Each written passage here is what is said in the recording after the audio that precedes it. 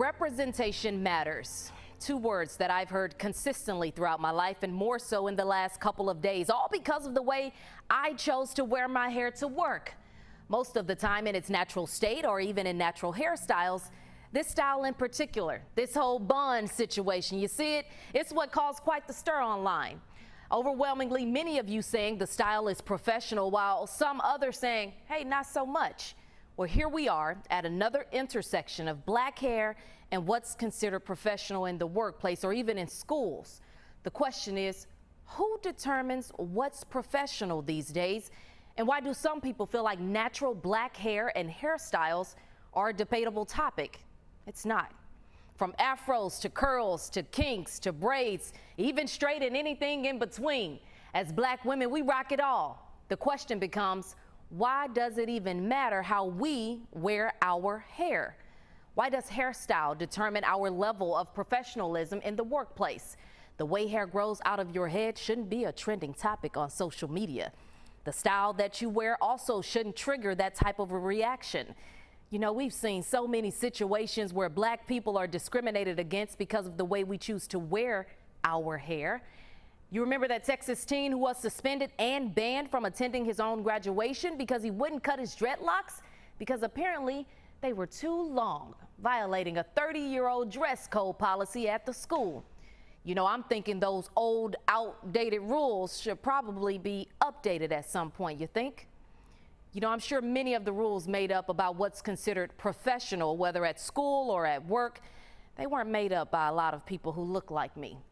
Yet for so long, black people and certainly black women have been forced to shrink themselves and not show up fully in so-called professional settings.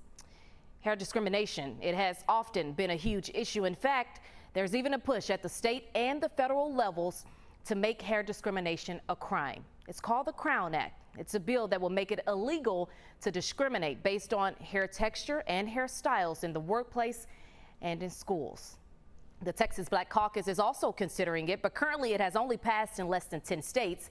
It is at the federal level, though. It just recently passed in the House. Now, if it is approved by the Senate and the president, it would apply to all 50 states. You know, it's real sad we need a law just so that we can exist as our natural selves. But here we are, so I guess we'll wait and see how that goes. By the way, if you are one of those people typing on your keyboard about this style not being professional, please help me understand. Why does my crown offend you so much? What you may not realize is it takes a level of confidence for black women to show up fully in all their glory without having to adjust to who's in the room or how they will be perceived once they get there. It is work. So before you decide to offer your little feedback about how someone should wear their hair, I ask that you examine what's really causing you to think such a way. So back to those two words that got us here. Representation matters, and it truly does. So where do we go from here to make sure no one feels as if they aren't represented in the workplace? How do you create spaces that allow your black employees to show up as themselves fully? And that, my friends, is where the true work begins.